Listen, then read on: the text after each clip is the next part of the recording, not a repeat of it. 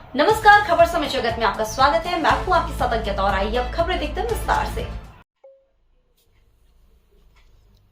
ग्रामीण इलाकों में भी जीवन स्तर बढ़ाए सभी ने एक स्वर में प्रदेश में किए गए विकास को रेखांकित करते हुए कहा कि प्रदेश में फिर से भाजपा की सरकार बनने जा रही है, इसमें कोई संशय नहीं है। इसी पर से सभी ने पार्टी कार्यकर्ताओं समर्थकों को मेरा बूथ सबसे मजबूत का मंत्र देते हुए कहा कि आज से चुनावी युद्ध बूथ स्तर पर लड़ना है। इस दौरान पार्टी प्रत्याशियों ने सभी कार्यकर्ताओं आमजन से क्षेत्र के विकास के लिए भाजपा के चुनाव चिन्ह कमल के फूल पर ही वोट देने और इसके लिए अन्यों को भी प्रेरित करने का आह्वान किया। इस दौरान मंच के साथ कुछ समर्थकों इस दौरान मंच से एक साथ कुछ समर्थकों के साथ जिले की चारों विधानसभा सीटों से पार्टी प्रत्याशी कलेक्ट्रेट पहुंचे, जहां सभी ने पार्टी स्तर पर आज फिर से अलग अलग रिटर्निंग ऑफिसरों के समक्ष पहुंचकर अपने अपने नाम निर्देशन पत्र दाखिल किए। नामांकन पत्र दाखिल के अंतिम दिन आज भाजपा ने स्थानीय प्रताप छात्रावास में सभा कर चुनावी युद्ध के लिए हुंकार भरी। इस दौरान भाजपा नेताओं और जिले की चारों विधानसभा सीटों से पार्टी प्रत्याशियों ने सभा में एकत्रित पार्टी कार्यकर्ताओं, समर्थकों व आमजन से अधिकाधिक मतदान कर पार्टी को जिले की चारों विधानसभा सीटों पर जिताकर इतिहास रचने के लिए प्रेरित किया। प्रताप छात्रावास में भारत माता की जय के उद्घोष के साथ सभा शुरू हुई। हालांकि सभा की शुरुआत तक गुना विधानसभा सीट से पार्टी प्रत्याशी पन्नालाल शाक्य और चाचोड़ा से पार्टी प्रत्याशी प्रियंका मीना ही सभा में पहुंच पाए थे। हालांकि बाद में बमोरी से पार्टी प्रत्याशी महेंद्र सिंह ससोदिया व राघोगढ़ से पार्टी प्रत्याशी हिरेंद्र सिंह ने भी पहुंचकर सभा को संबोधित किया। इस दौरान भाजपा के वरिष्ठ नेताओं व चारों विधानसभा सीटों से घोषित पार्टी प्रत्याशियों ने केंद्र व राज्य सरकार की जनहितैषी योजनाओं का जिक्र करते हुए कहा कि पार्टी ने हर एक वर्ग का ध्यान रखा है, लेकिन हर एक के जीवन स्तर को इन योजनाओं के माध्यम से ऊपर उठाने के प्रयास किए हैं। सभा के लिए जुटाई भीड़। प्रताप छात्रावास में आयोजित सभा के लिए पार्टी कार्यकर्ताओं, समर्थकों व आम जन को ग्रामीण अंचल से लाने के लिए पार्टी प्रत्याशी द्वारा बसों को लगाया गया था, जहां से इन बसों में भरकर समर्थकों व कार्यकर्ताओं को आज सुबह लाया गया।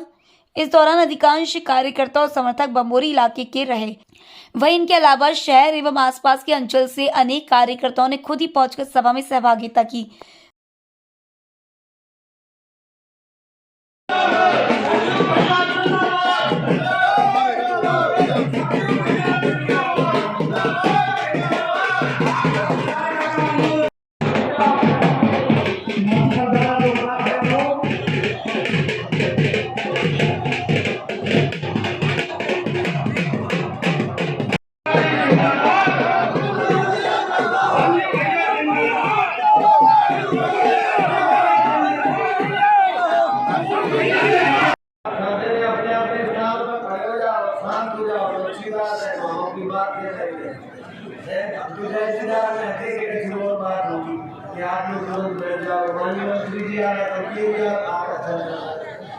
अरे आज तो भैया आखिरी समय है ना, 3 बजे के पहले हमें वहाँ पहुँचना है।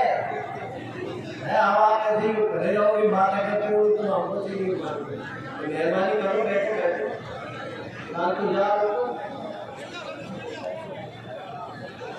भारत माता की, भारतीय जनता।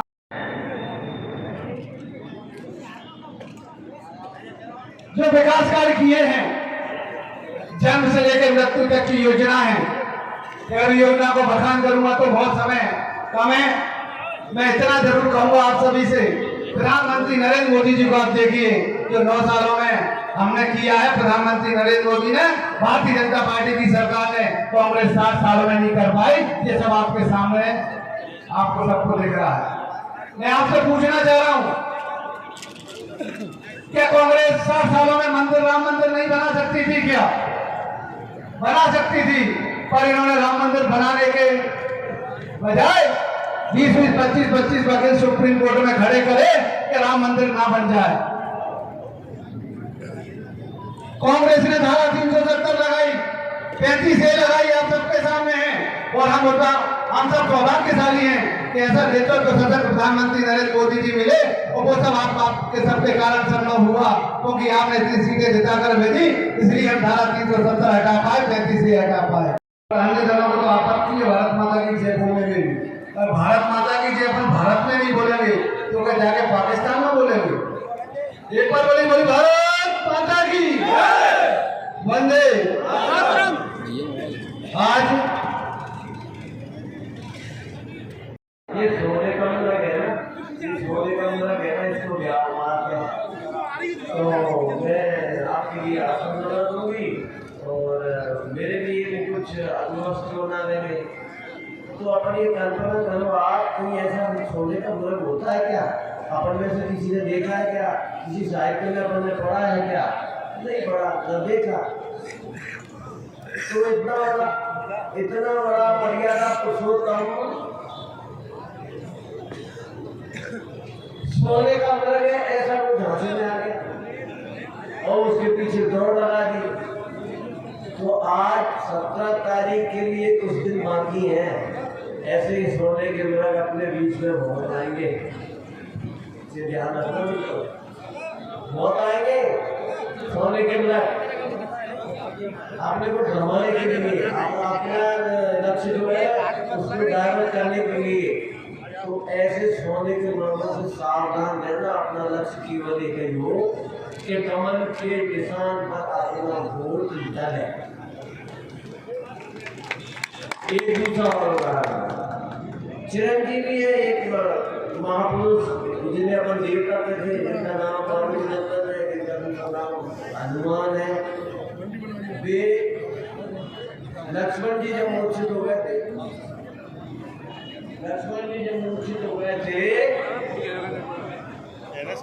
अरे भैया मंच पे क्या लोग चल रहे हो?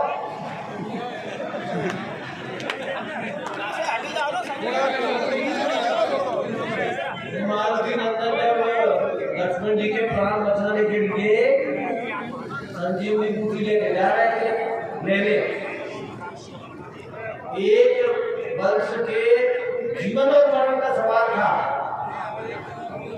जब जीवन और मरण का सवाल था तो एक बाप को जब वो अमृत के समान संजीवनी देने जा रहा था तो उसको भी भ्रमित कर दिया कालनेमी ने। जब उसको भ्रमित कर दिया तो वो तुम्हारी आदत खराब है, तुम तो पहले मेरे को नहीं, पहले जब हम बाद में बात करेंगे।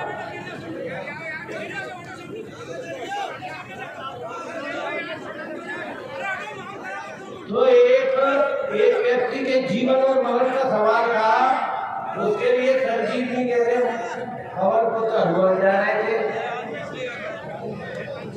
अपने देश का भी संजीवन का समय है, हम सबके सब लोग 17 तारीख को और 2024 में मतदान करेंगे। इस दोनों तिथियों पर हम लोग भ्रमित न हो, एक मिनट हम अपना वोट कमल के निशान पर ही लगाएं और आगे इस समाज की, इस भारतवर्ष के और इस राष्ट्र के उन्नति का मार्ग प्रशस्त करने में सहयोग करेंगे। अगर मेरी बात समझ में आई है तो जोरदार ताली बजा के मेरा इस बात का समर्थन करें। भारत माता की जय। धन्यवाद। मोबाइल चल रहा हो ना तो हरकत ना करना, आज के बाद पीछे मोबाइल गिर जाएगा ना, 17,000 का लेके दिखाता कोई चल मना रहा हमारे बीच में दिक्कत आ गई है। भारत माता की, भारत माता की वंदे। हमारी सभी लाडली बहना हमारी माता है, हमारे सभी मीडिया के बंधु। चुनाव का बिगुल तो बिल्कुल बच चुका है, 17 नवंबर को चुनाव है। बहुत सारी सभाएं हो गई है, हर सभा में भारतीय जनता पार्टी की रीति नीतियों का आपको बताया जाता है कि केंद्र की क्या नीतियां चल रही, प्रदेश की क्या नीति चल रही। बार बार वो चीज मैं दोहराऊंगा, समय कम है।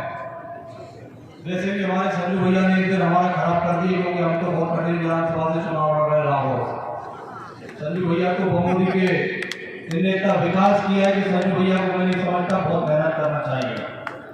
मैं तो ये निवेदन करूंगा कि संजू भैया ज्यादा समय दे रहे रामगढ़ और गुना के लिए और ताचौड़ा के, क्योंकि बमोरी में तो जो विकास हुआ है, मैं आपको बता देता हूँ कि मैं एक बार बमोरी गया था अभी 4 महीने पहले। जब बमोरी में घूम के आया तो एक पत्रकार मुझे मिले, हमारे मीडिया के बंधु। उनने मुझसे पूछा कि रावण के बारे में आप क्या बात करना चाहें। तो मैं आपको बता दूं, राघोगढ़ में 2004 के पहले ना तो हमारे यहाँ सड़कें हुआ करती थी, ना बिजली की व्यवस्था थी, ना पानी की। ये बात इसलिए कह रहा हूं कि राघोगढ़ वो क्षेत्र है जहां राघोगढ़ के निवासी 10 साल मुख्यमंत्री थे, 93 से लेकर 2003 तक। तो मैंने उनसे, हमारे मीडिया बंधु से कहा कि अगर आपको विकास देखना है तो आप इसको तुलना करिए। ये क्षेत्र जहां आप मुझसे इंटरव्यू कर रहे हैं, यहाँ हम लोग बात कर रहे हैं राघोगढ़, इसमें आप घूमिए, ये 10 साल एक जहाँ से मुख्यमंत्री है के निवासी रहे वो क्षेत्र है, और एक आप हमारे भमोरी जाइए, हमारे संजू भैया का भमोरी में विकास देखिए। वाकई मुझे इतनी प्रसन्नता हुई थी भमोरी में जाके कि उसमें थोड़ी जलन भी हुई थी कि हम लोग राघोगढ़ में रह रहे हैं, यहाँ तो कोई विकास नाम की चीज ही नहीं। तो उस राघोगढ़ से मैं चुनाव लड़ रहा हूँ जहाँ से 10 साल मुख्यमंत्री रहे, वहाँ आज भी मूलभूत सुविधाएं हमारे लिए देखने को नहीं मिली। अभी एक कांग्रेस की यहाँ बहुत बड़ी रैली थी, मीटिंग थी। एक कांग्रेस पार्टी के राष्ट्रीय नेता, बड़े नेता, पूर्व मुख्यमंत्री कहते हैं कि भारतीय जनता पार्टी का प्रत्याशी कौन है। भारतीय जनता पार्टी का प्रत्याशी कौन है? ये वो ही है जिसको बचपन से लेके आज तक सब कुछ हमने दिया है। अब मैंने तो मेरे परिवार में जब से मेरा जन्म हुआ है ये संस्कार सीखे कि हमें गलत किसी के बारे में नहीं बोलना चाहिए, लेकिन फिर भी अभी भी मैं अपने संयम को बरतते हुए ये नहीं कहना चाहूंगा कि अगर मैं सन 77 से जाऊं बात करूंगा तो हो सकता है आपको शर्मिंदगी उठाना पड़े। दोबारा ऐसी भाषा का प्रयोग ना ही करें आप तो ज्यादा अच्छा होगा, क्योंकि आप 77 से पहले कहाँ थे, क्या थे, वो मुझे बोलने पे आप मजबूर मत करना। हो सकता है आप हमारे बुजुर्ग हो, आप वरिष्ठ हो, आपका आशीर्वाद हम पे रहा हो, तो वही कपड़े जूते भी मैंने आपके पहन रखे हो। और मुझे तो शर्म आती है कि आज वो जो मेरे से बोलते हैं कि सब कुछ उनका मेरे पास उनका ही दिया हुआ है, तो राघोगढ़ विधानसभा में हो सकता है हमारे 2,45,000 मतदाताओं को भी उन्होंने कपड़े लगते दिए हो।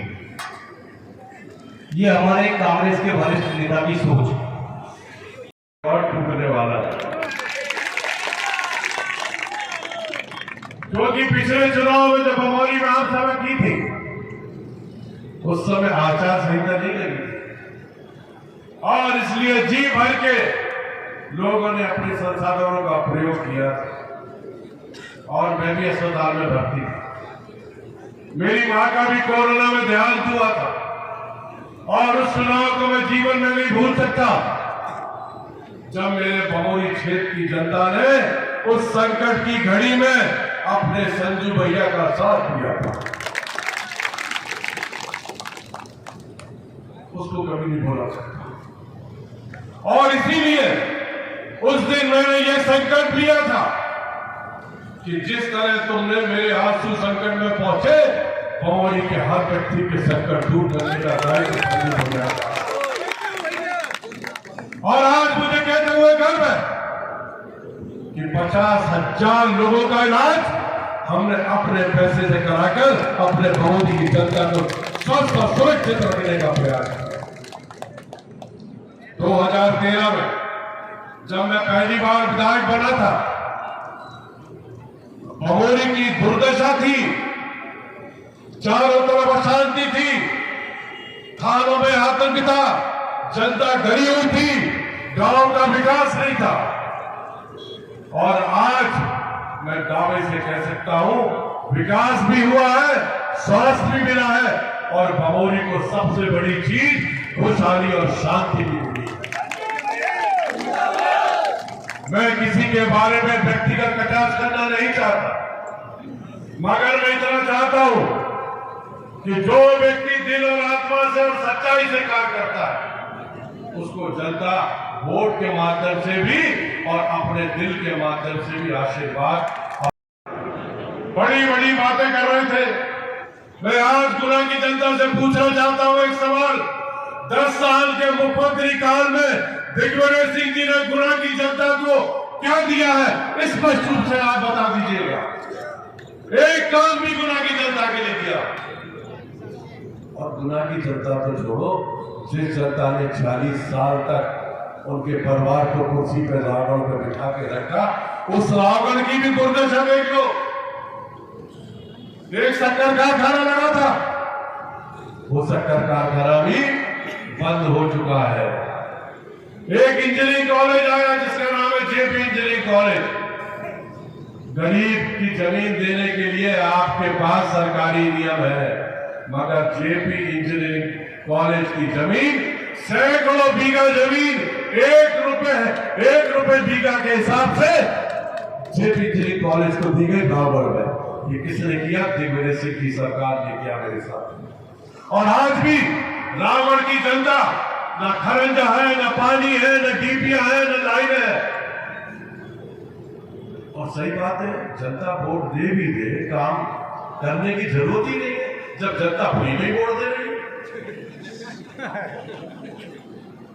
जब नेताओं को यह महसूस हो जाता है कि हम तो राजा हैं, जनता हमारी प्रजा और गुलाम है, कुछ करे तो भी ठीक है और नहीं करे तो भी वोट तो मिल ही जाएगा। ऐसी स्थिति में सामंतवाद का जन्म होता है मेरे साथ। अभी सुनना था राजा साहब को, जो कह रहे थे कि रावगढ़ का प्रत्याशी कौन?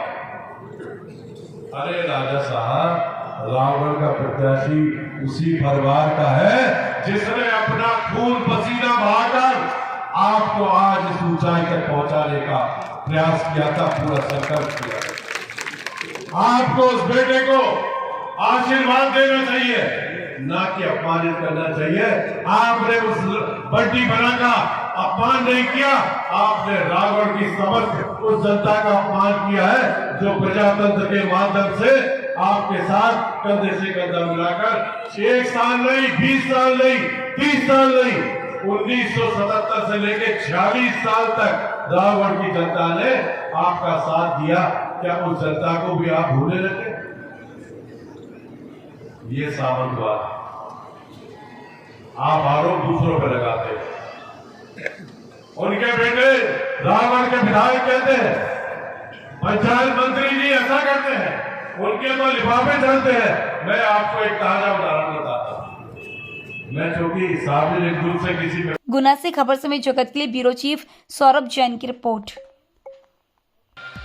For latest news, subscribe to our channel and press the bell icon.